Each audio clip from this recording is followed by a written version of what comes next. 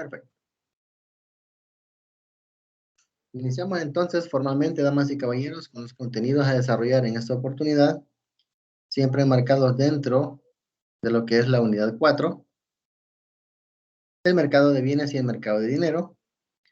Y recordando un poco lo que estuvimos platicando en el video que se les compartió la semana anterior, estudiábamos algunos aspectos básicos de los vínculos económicos internacionales, enfocándonos en el rol de los tipos de cambio y balanza de pagos, para poder comprender cómo se determinan los tipos de cambio a la movilidad del capital y el flujo neto de bienes, servicios y otras transferencias. En esta semana entonces vamos a ampliar el estudio, vamos a profundizar más lo relativo a lo que es la movilidad de capital a escala internacional. ¿Por qué? Porque recordemos que los dos vínculos que se habían mencionado en términos anteriores de la interacción que hay entre un país y otros, ¿verdad? Y el extranjero, radica en el movimiento del ámbito comercial y el ámbito financiero. Entonces ahora nos vamos a enfocar en la dinámica de las transacciones enfocadas a la movilidad de capital, ¿verdad? Entre distintos países.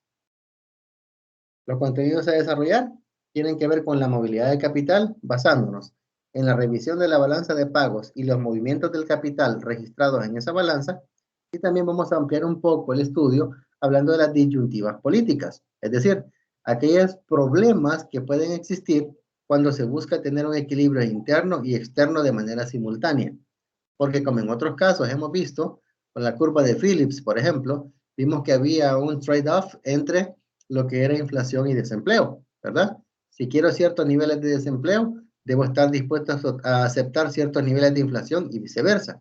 Entonces, ahora traemos ese análisis, esa disyuntiva, al ámbito del aspecto del equilibrio interno y externo, donde las políticas pueden ser que me permitan tener un equilibrio interno, pero me afectan el externo y viceversa.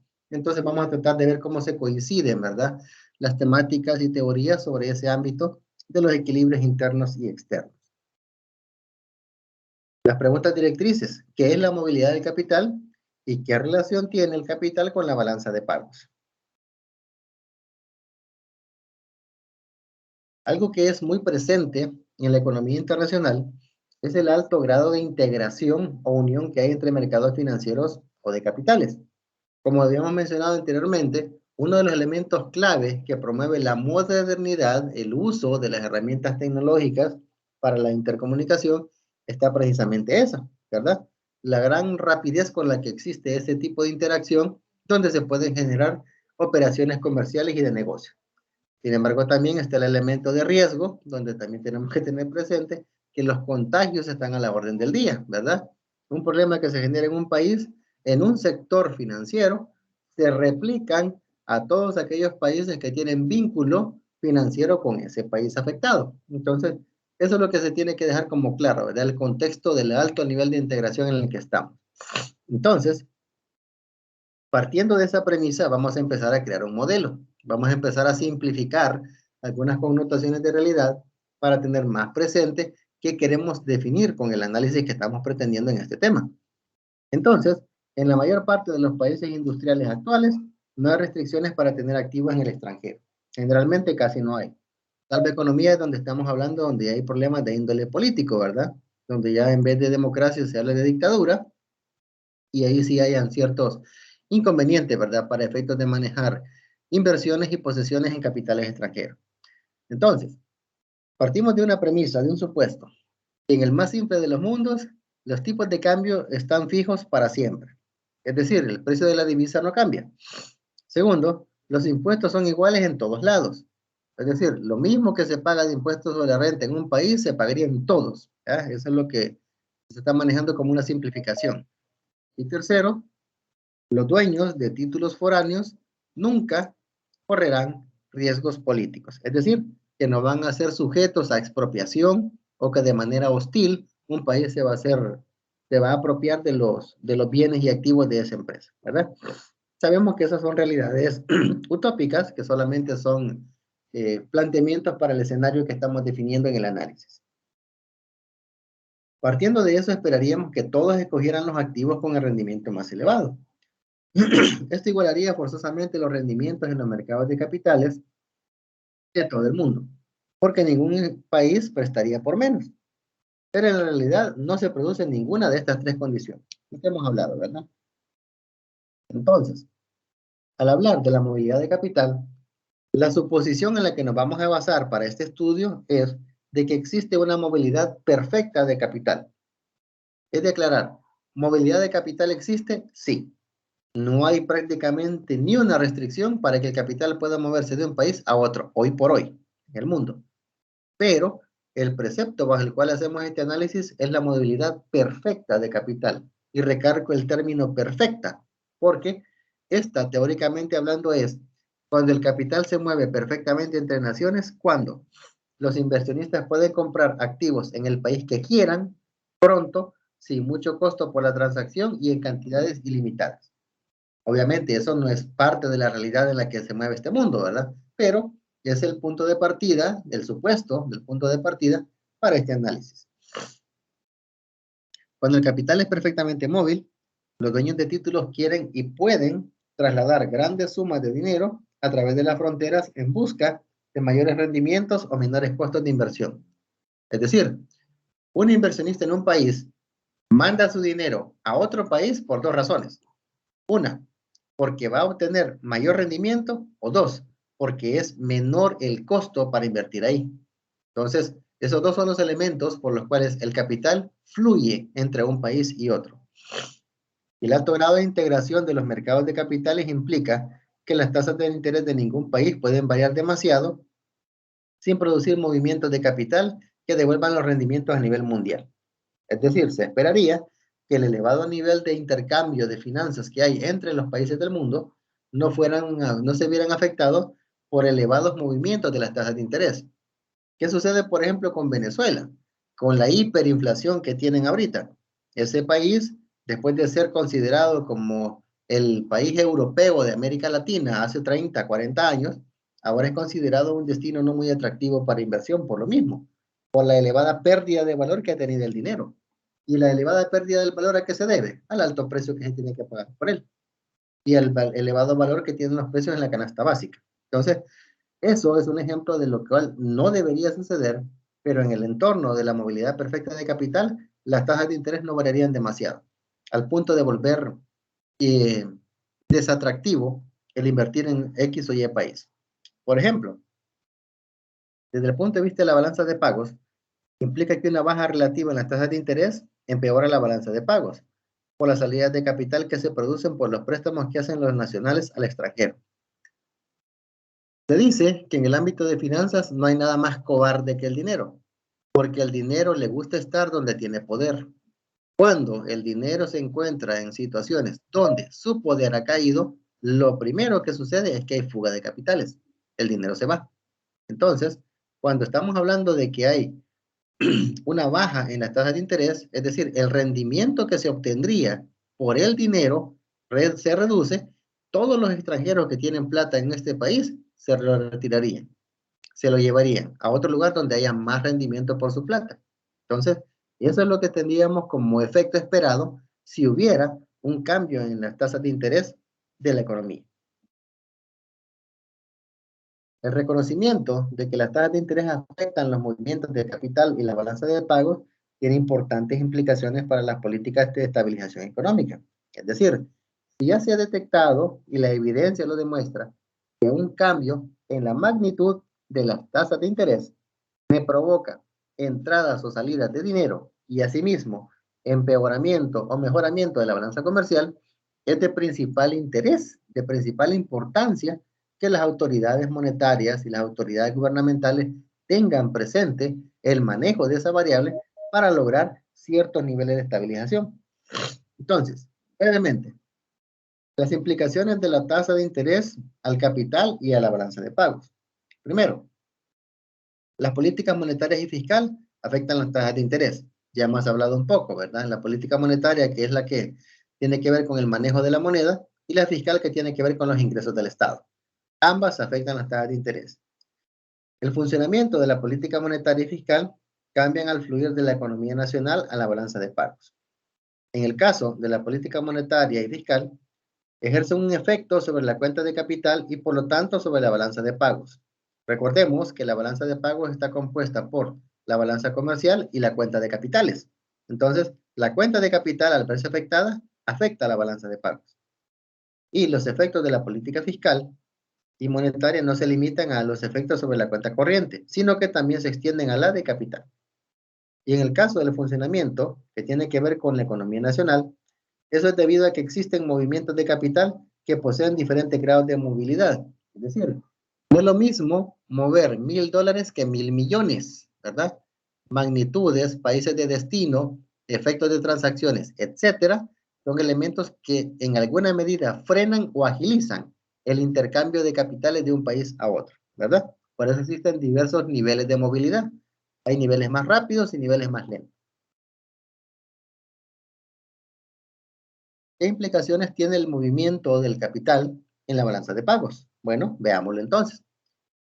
Presentamos el papel de los flujos de capital en el contexto en que suponemos que un país enfrenta cierto precio de las importaciones y cierta demanda de exportaciones. Otro escenario, ¿va?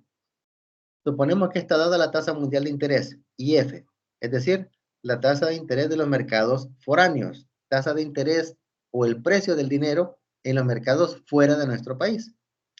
Además, con una movilidad perfecta de capital, entra en el país en montos ilimitados, y si nuestra tasa de interés es mayor que la foránea. Por el contrario, si nuestra tasa es inferior, es decir, el rendimiento que ofrecemos es menor que el del extranjero, las salidas de capital no van a tener límite, es decir, nos quedaríamos completamente desfinanciados en términos de inversión extranjera directa. Entonces, eso es lo que sucede cuando hay movimiento en las tasas de interés y el movimiento de capital. Ahora, ¿qué pasa cuando entra en juego la balanza de pagos? Veamos. El superávit en la balanza de pagos, PP, es igual al superávit comercial, NX, que es este que está aquí, más el superávit en la cuenta de capital, CF, que es este otro. Es decir, el superávit en la balanza de pagos lo componen dos cosas.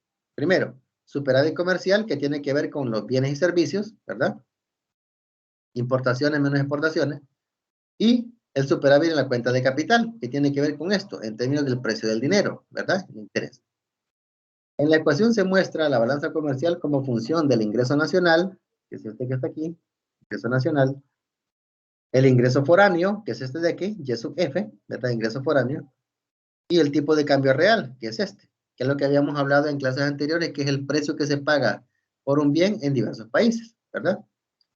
Además, también tenemos que la cuenta de capital depende del diferencial de los intereses, es decir, el interés local menos el interés extranjero, y sub F, ¿verdad? Que es este de aquí, y F. Entonces aquí tenemos ingreso nacional, ingreso externo, cambio tipo de cambio real, tasa de interés local, tasa de interés extranjera. Un aumento en el ingreso empeora la balanza comercial, que es este apartado de aquí. Y un incremento de la tasa de interés por arriba del nivel mundial atrae capital del exterior, lo que mejora la cuenta de capital. Es decir, cuando hay un aumento del ingreso, esta variable tiende a decaer de aquí. Y al mismo tiempo, cuando hay un incremento en la tasa de interés de esta por arriba de la extranjera, suponiendo que este sea 5 y este sea 3, quedaría un diferencial de 2 a favor nuestro, significaría que atrayéramos capital porque nuestro rendimiento es más alto que el de afuera. Por lo tanto, nos volveríamos atractivos como país destino para la inversión. Por eso entraría capital, ¿verdad? Lo cual mejoraría esta cuenta. Por lo tanto, el déficit que experimentaría la balanza comercial se suple con el superávit que tendría la cuenta de capitales. Esta caída se compensa con esta subida que tendríamos acá y viceversa. Se deduce entonces que cuando el ingreso aumenta, incluso el menor incremento en la tasa de interés es suficiente para mantener el equilibrio en la balanza de pagos. El déficit comercial se financiaría con las entradas de capital, lo que les decía. La caída que tenemos acá se financia con el aumento de este valor. Ahora, conociendo un poco cómo opera la movilidad de capital dentro de la balanza de pagos promovida por los cambios en las tasas de interés, ahora vamos a tener que ampliar un poco el estudio viendo el apartado de aquellas diferencias que pueden haber o problemas que pueden haber cuando se busca encontrar el equilibrio interno y el externo. E incluso, más complicado todavía, encontrar el equilibrio simultáneo de ambas variables. Entonces, el potencial que tienen los flujos de capital de financiar un déficit de cuenta corriente es importante. Muchas veces los países enfrentan disyuntivas políticas, en las que una política dirigida a resolver un problema empeora a otra, lo que les hemos dicho. En particular, a veces hay conflicto entre las metas de equilibrio interno y externo. Esa es la principal disyuntiva, ¿verdad? Quiero buscar equilibrio interno, voy a empeorar el desequilibrio externo y viceversa. Hay un equilibrio externo cuando la balanza de pagos está en equilibrio. De otra manera, el Banco Central pierde reservas, lo que no puede seguir haciendo porque no son ilimitadas. O adquiere reservas, lo que no quiere hacer para siempre, que es estarse endeudando, ¿verdad? Hay un equilibrio interno cuando la producción está en el nivel de pleno empleo. Es decir, toda persona disponible para trabajar tiene habilitada una opción para poder hacerlo. Entonces, el equilibrio interno tiene que ver con el pleno empleo y estabilidad de precios, mientras que el externo tiene que ver con el equilibrio en la balanza de pagos. Todas acciones que se adopten en el marco de la política monetaria y fiscal deberían estar dirigidas a este fin. Es decir, la política monetaria y sus movimientos y la política fiscal y sus movimientos deberían estar orientadas a buscar el equilibrio interno y el equilibrio externo. La estabilidad macroeconómica de un país integrado internacionalmente depende de que se alcance ambos equilibrios de manera simultánea. Es decir, no puede haber estabilidad macroeconómica en un país si solo tengo equilibrio interno y no externo, o si solo tengo equilibrio externo y no el interno. Entonces, la dificultad radica en saber establecer el precepto para lograr el equilibrio simultáneo, ¿verdad? En ambas dimensiones. ¿Cuándo logramos el equilibrio interno? Cuando el PIB llega a su nivel potencial o de pleno empleo. Para que se hable de equilibrio interno, se requiere que este pleno empleo se produzca con un nivel de inflación controlado. Recordando, ¿verdad? Hace unas cuantas semanas, la famosa curva de Phillips, ¿verdad? Si yo quiero tener totalmente ocupada mi población, completamente ocupada, toda la población disponible para trabajar, yo debo estar dispuesto a asumir ciertos niveles de inflación, por lo que ya habíamos hablado, ¿verdad? Ciertos niveles de empleo conllevan ciertos niveles de inflación y viceversa. Ahí pueden ver ustedes el vínculo que tiene este estudio que estamos haciendo con lo que vimos de la curva de Phillips, ¿verdad? Por lo tanto, por otro lado, el equilibrio externo para una economía abierta está asociada a un nivel de acumulación de reservas internacionales o de saldo en la balanza de pagos igual a cero. En resumen, el equilibrio interno se refiere al pleno empleo y estabilidad de precios, mientras que el externo tiene que ver con el equilibrio en la balanza de pagos. En ese sentido, ¿qué es lo que hay que tener en cuenta? De que la dificultad radica en que el querer arreglar una cosa puede empeorarme otra. Y ahí es donde existe la famosa disyuntiva, ¿verdad? Arreglo algo, empeoro otro. Y ahí es donde radica el desafío al que nos encontramos como analistas, ¿verdad? Como futuros profesionales, en términos de definir estrategias que puedan lograr eso. Porque quieras o no, ese es un elemento que se deriva de una decisión que se toma. Y esa decisión produce una estrategia. Y esa estrategia es la que trae efectos, ya sea de equilibrio interno o externo, o ambos o ninguno. Entonces, esa es la dificultad, ¿verdad? El desafío al que se encuentra el profesional. Para darnos una idea, podemos ayudarnos de la siguiente figura, la que se presenta a continuación, y es el esquema de balanza de pagos igual a cero. En este sentido, se cuenta con un equilibrio en la balanza de pagos, es decir, que toda caída en la balanza comercial es cubierta por todo superávit en la balanza de capitales y viceversa. La premisa fundamental, que es la movilidad perfecta de capital, impone que la recta de la balanza de pagos igual a cero sea horizontal. Solo en el nivel en el que las tasas de interés locales son iguales a las tasas de interés extranjeras, tenemos un equilibrio externo. Es decir, la pauta para que logremos hablar con soltura de un equilibrio externo en términos de la balanza de pagos y movimiento de capitales es que la tasa de interés local, la tasa de interés de nuestro país, sea igual que las tasas de interés externas. Si el valor es coincidente en ambas zonas geográficas, nuestro país y el extranjero, entonces hablamos que sí hay equilibrio externo.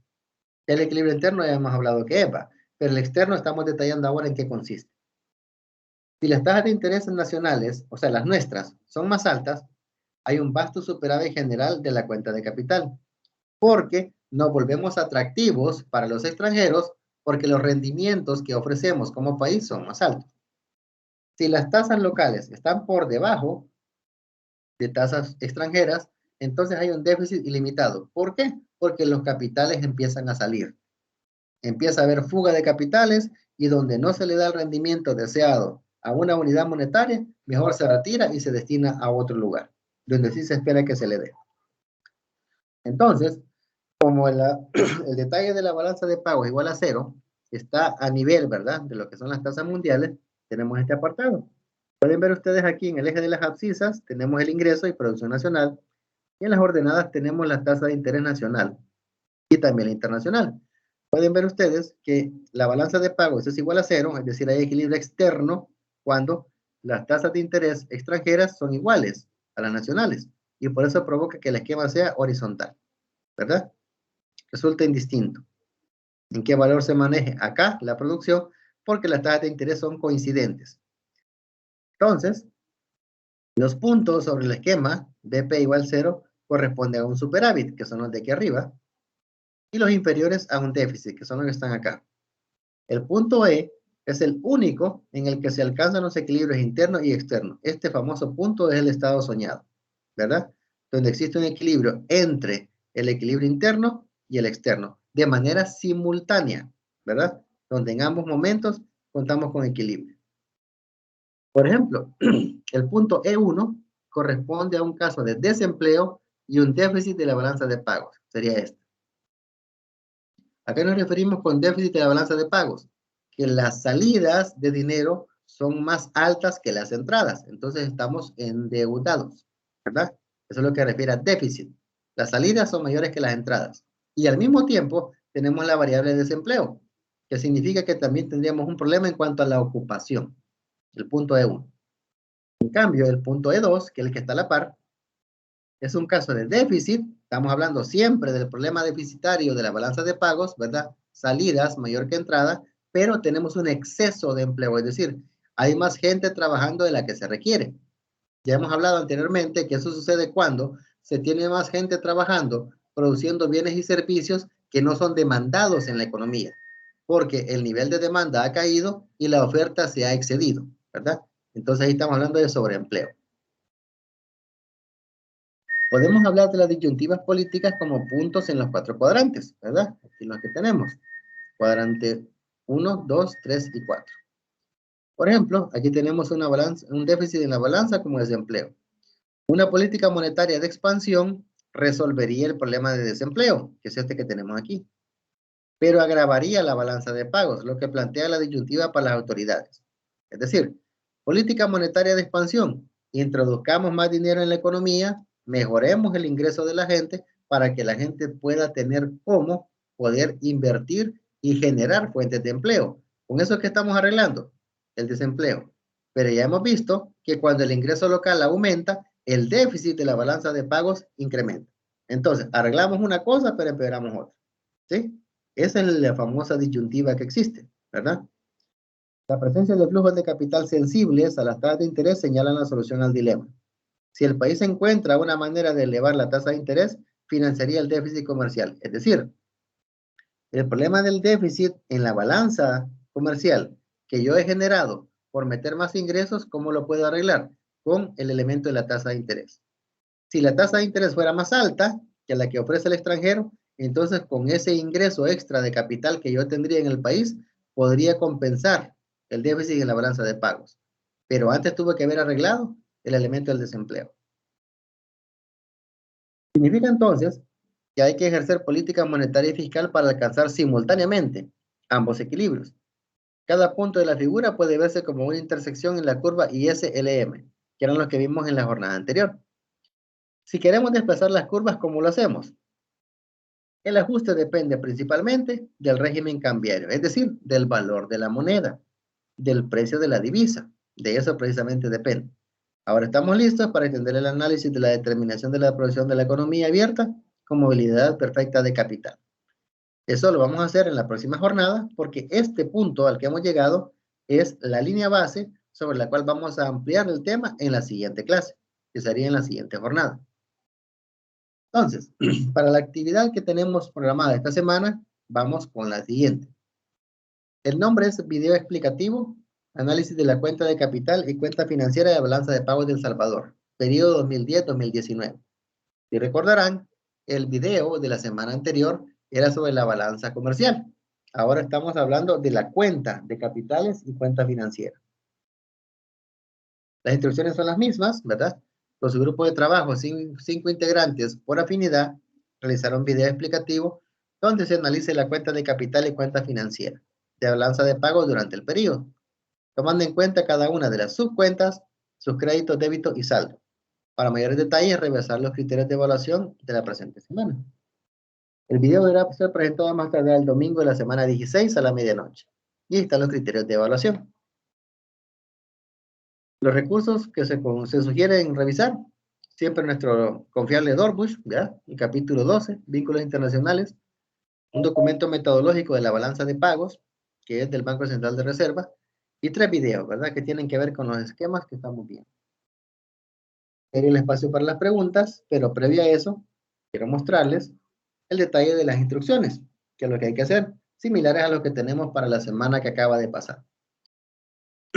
Representa el 15% de la nota final de cómputo 3, video explicativo de la cuenta de capitales financiera. Aquí hay que hacer el apartado de reunirse en grupos, ¿verdad? Hacerlo. Y deberá hacer un video que debe tener esta estructura. Título, desarrollo, conclusiones y recomendaciones, y en los créditos los nombres de los integrantes del equipo. La duración debe ser entre 5 y 10 minutos. Aprovecho a recalcar algunos elementos que me fueron consultados a través de la interacción en el grupo de WhatsApp. Es necesario que participen los 5 integrantes. Cuando me refiero a participación, es de que los 5 emitan parte de la explicación que están dando, ¿sí? Que la participación de todos se escuche en el video.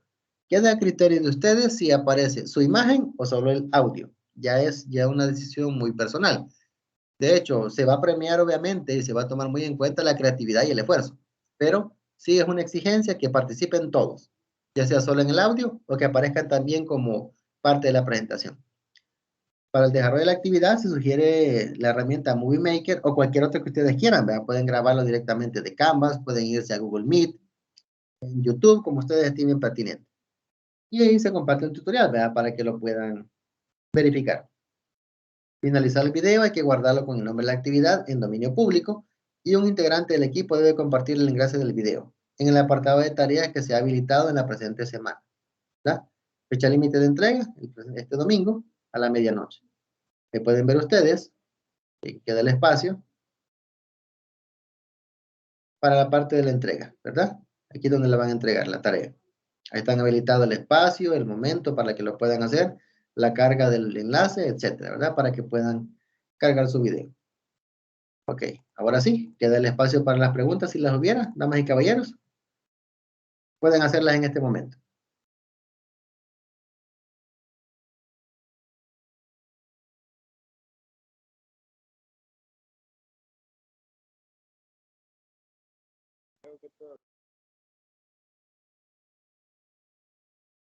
Sí, Javier, nos comentaba.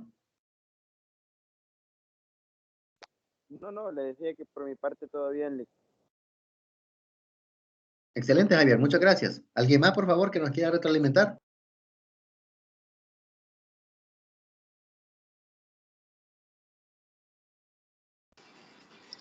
Buenas tardes, licenciado. Una consulta. Dígame, Karina. Para el video que va a solicitar de tarea, ¿nos podemos basar en la información que nos adjunta ahí de los videos que salen en YouTube o buscamos en algo aparte? No, es decir, recordarle, ¿verdad? Que en el caso de la información, de hecho, permítanme, le voy a compartir la lámina de nuevo, ¿verdad? Para que la tengamos más presente.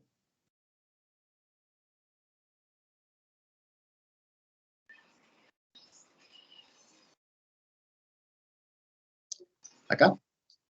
Se menciona que en un grupo deben realizar el video de la cuenta de capital y cuenta financiera de la balanza de pagos de El Salvador. la balanza de pagos de El Salvador se puede revisar únicamente en la página del Banco Central de Reserva, ¿verdad? Esa es la fuente, la única fuente de la que ustedes van a recurrir.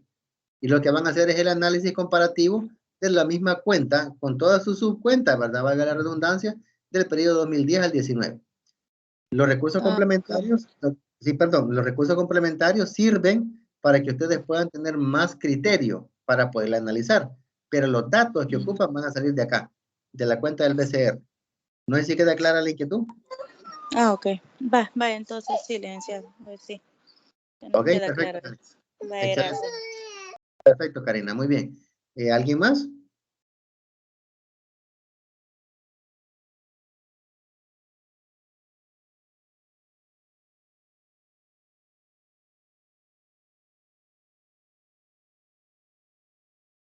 Si no hay dudas y todo está claro, por favor háganmelo saber para ir dando ya por cerrada la jornada, jóvenes. Les agradecería y por favor.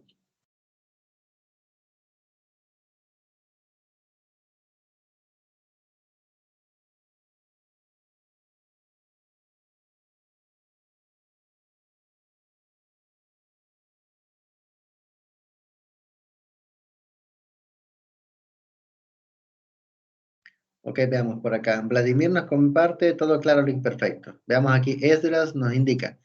Link, el compañero Diego Castillo tiene más de 10 minutos, está queriendo entrar, pero le sale que la reunión no inicia. Qué raro.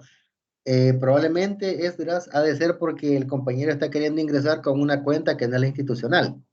Porque el problema radica en lo que se les ha mencionado anteriormente, de que lo ideal es de que ingresen a las videoconferencias con el correo que se les asigna como estudiante, porque de lo contrario van a llegar a sala de espera y hay que darles la autorización. He tratado, en la medida del desarrollo de todo el contenido de la jornada de hoy, de que todo anuncio que me cae de la sala de espera, pues darle entrar, ¿verdad? Para que el compañero o compañera pueda ingresar. Pero ya se les ha recalcado que es necesario que hagan el ingreso a la videoconferencia con la cuenta institucional, para efectos de que no vayan a haber inconvenientes, ¿verdad? Ok, perfecto. Veamos, Paula pide la palabra, díganos. Buenas tardes, Lick. Por favor, podría compartir el enlace del PCR porque nosotros hemos ingresado y no encontramos esa información que usted ha compartido. Ah, ok, cómo no, con gusto. Lo voy a buscar para efectos de que ustedes puedan tenerlo en acceso ahí en el grupo de WhatsApp, para que ustedes puedan entrar ahí a la página del PCR.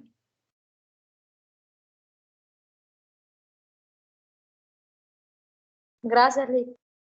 Ok, perfecto, perfecto, no hay problema. ¿Alguna otra inquietud, jóvenes? Queda abierto el espacio siempre.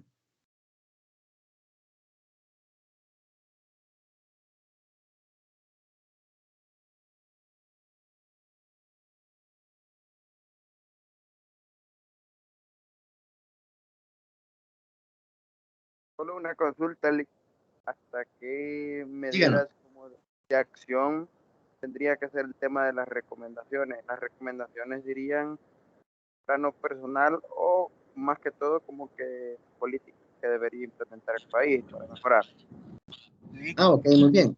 En ese sentido, como ustedes parten de un marco de referencia, ¿no? Lo que hemos visto en la clase, lo que han revisado en los materiales complementarios, la sugerencia sería que ustedes se basen en la teoría y den el aporte como estudiantes, es decir, como asumiendo el rol de un analista. Por ejemplo, mire, señor presidente del Banco Central de Reserva, nosotros como estudiantes le sugerimos implementar tal política o tal estrategia para tratar de mejorar el problema. Por ahí podrían ser las recomendaciones.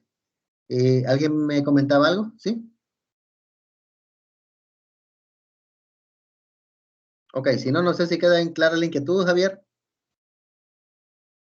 Sí, gracias. Ok, perfecto. Muy bien. ¿Alguien iba a opinar?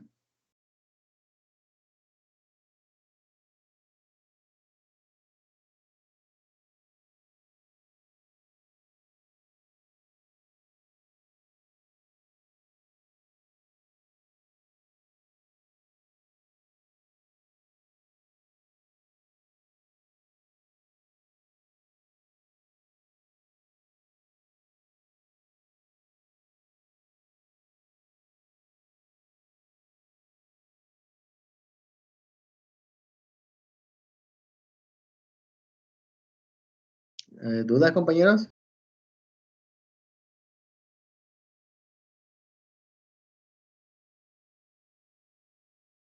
Por el momento no, Lick, todo bien. Ok, perfecto. Entonces, les voy a robar unos segundos, damas y caballeros, porque producto de la inquietud que me estaban planteando, ¿verdad? Sobre la cuestión de en qué forma podrían manejar el detalle de la información de lo que les está solicitando, ¿verdad? Estaríamos por acá, no sé, veamos. Voy a compartir pantalla en este momento. Me indicaban, ¿verdad? ¿Cómo poder ubicar la información?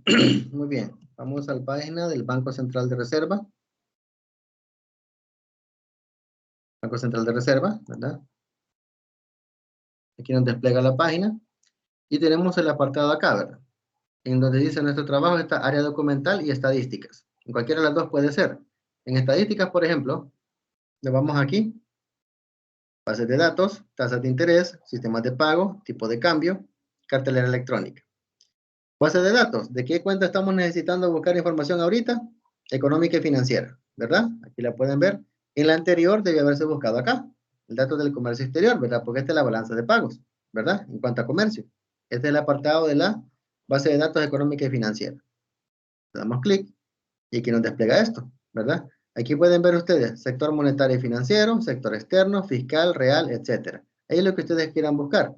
Y aquí pueden ver ustedes que está la información en Excel, en una presentación y en PDF.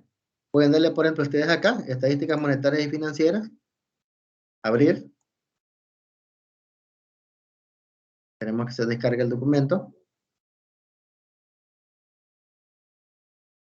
Ok, y aquí tenemos, ¿verdad? La hojita en Excel, que es la que recomiendo que se utilice para efectos de ir viendo el comportamiento histórico, ¿verdad? Aquí tenemos, por ejemplo, el índice, aquí tiene todo el apartado de lo que ustedes van a encontrar, ¿verdad? Aquí tenemos el panorama, ¿verdad? Diciembre, actualizado, aquí están los datos, ¿verdad? Panorama, panorama en bancos, cooperativos, etcétera. Es decir, todo esto está aquí desde esta perspectiva, solo que la sugerencia, ¿verdad? Es que el grupo se tome el tiempo para efectos de hacer la investigación en los diferentes pestañas, ¿verdad? De lo que se les está solicitando, porque precisamente lo que se busca es de que ustedes desarrollen ese sentido de investigación, ese sentido crítico, para que ustedes puedan ver el apartado de qué necesitan, ¿verdad? Por la información que se les ha solicitado. Por ejemplo, aquí pueden también el área documental. Aquí hay otro, el repositorio, hay informes, leyes, metodologías e investigación, ¿verdad? Por ejemplo, en el apartado de informes, pueden ver ustedes el año de publicación. Si quieren ver, por ejemplo, informe analítico de comercio exterior, aquí lo pueden ver y descargar. ¿Me explico? Es de que se tomen el tiempo ustedes de estar buscando en la página del PCR, porque lo que se sugiere en términos de esta metodología es desarrollar en ustedes ese hábito de investigación. Y afortunadamente, esto no es como hace 20, 25 años que había que ir físicamente al banco y ir a pedir toda esta información y sacarle copia. En ese sentido, ustedes perfectamente tienen acceso a todo acá desde la perspectiva de la información en digital. Entonces, no sé, espero con eso haberles podido apoyar porque básicamente la fuente que ustedes van a recurrir es esta, Banco Central de Reserva, ninguna otra. No sé si queda clara la inquietud que me habían planteado, jóvenes. Gracias, Lick, ya todo más claro. Excelente, muchas gracias, Paula, a la orden. Perfecto, jóvenes, vamos a ir quedándonos hasta acá entonces. Yo les agradezco el tiempo, el espacio, igual, ¿verdad? Les agradezco que tengan esa confianza, pues, de plantear sus inquietudes y dudas, porque la idea es que para eso estamos, ¿no? Para apoyarles ahí en este proceso de formación. Entonces, si el Señor nos presta vida, nos estaríamos viendo entre 8 días, y cualquier duda o inquietud, pues ya saben, ¿verdad? A través de WhatsApp o de la plataforma. Entonces, nos quedamos hasta acá, jóvenes, nos veríamos hasta la próxima semana. Cancelo la grabación.